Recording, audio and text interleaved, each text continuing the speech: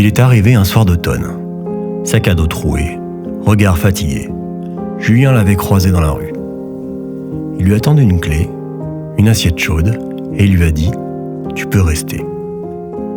Moi, j'ai levé un sourcil. Nora aussi. On ne savait pas qui c'était.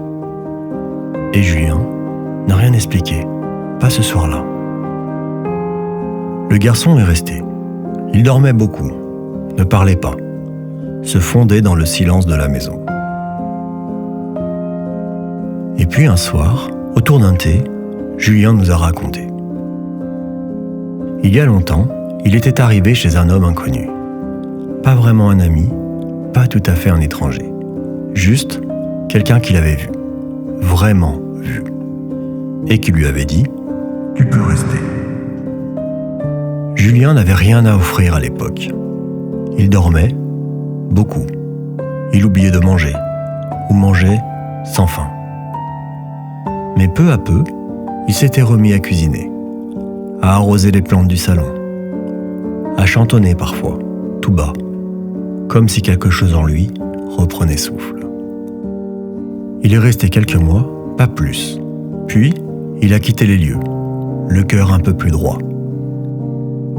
Et en partant, l'homme lui a dit « Tu n'as rien à me rendre, transmets, c'est tout. »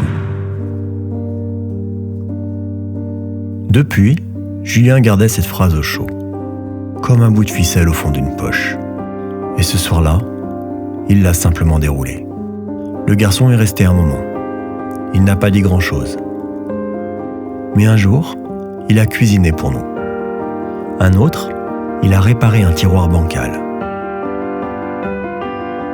Et puis, il est parti. Sans bruit. La chambre était rangée, le lit fait, et sur la table, un mot. Merci de m'avoir laissé m'effondrer ici. Moi, je n'ai rien dit, mais j'ai compris que parfois l'amour, ce n'est pas des grandes déclarations.